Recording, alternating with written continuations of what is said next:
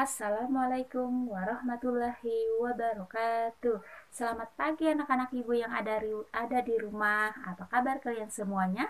Semoga selalu dalam keadaan sehat walafiat ya. Amin.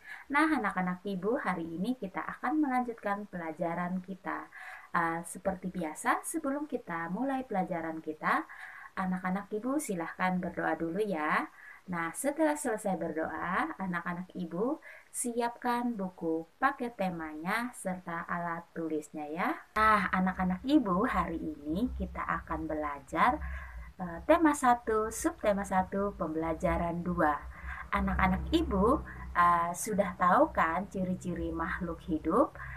Di video sebelumnya sudah ibu jelaskan tentang ciri-ciri makhluk hidup. Kalau anak-anak ibu lupa atau belum menyimaknya, silahkan anak-anak ibu klik link yang ada di deskripsi di video ini. Makhluk hidup dapat bergerak dengan cara yang berbeda-beda. Manusia bergerak menggunakan kakinya, sedangkan gajah bergerak menggunakan kakinya. Burung terbang dengan sayapnya, sedangkan ikan bergerak dengan siripnya. Menurut anak-anak ibu, kalau tumbuhan kira-kira bergerak apa tidak ya? Nah, pada bunga matahari bergerak menuju arah cahaya matahari.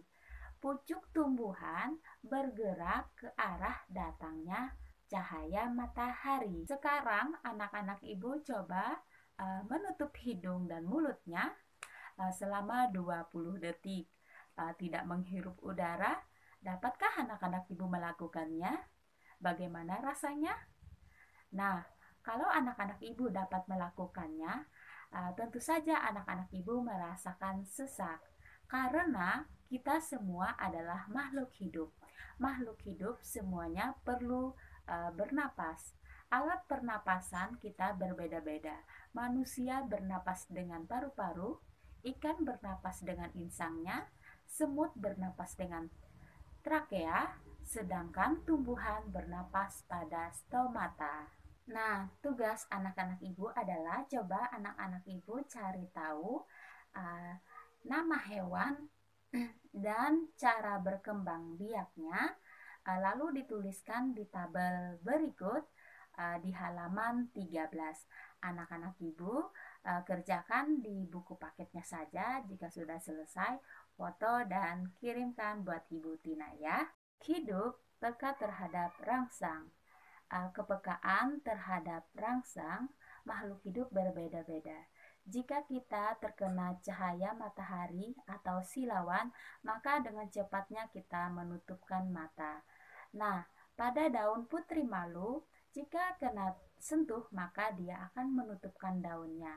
Sedangkan pada hewan kaki seribu, jika disentuh, maka dia akan menggulungkan badannya.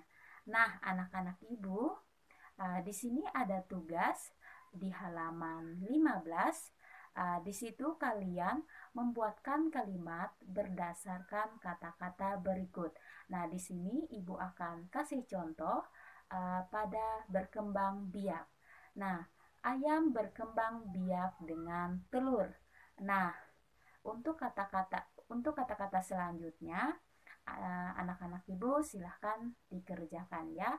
Nah, jika sudah selesai, foto dan kirimkan buat ibu. Dikerjakan di buku paketnya saja ya.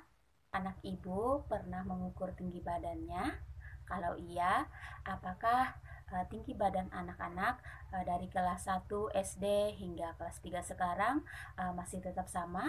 Kalau tidak, dan mengalami penambahan tinggi badan, itu artinya anak-anak ibu mengalami pertumbuhan.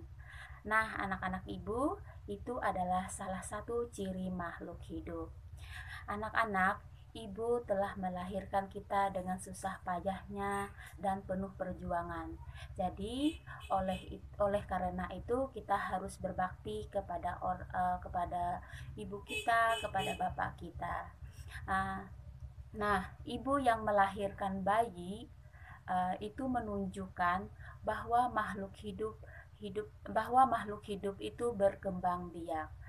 Berkembang biak yaitu menghasilkan keturunan.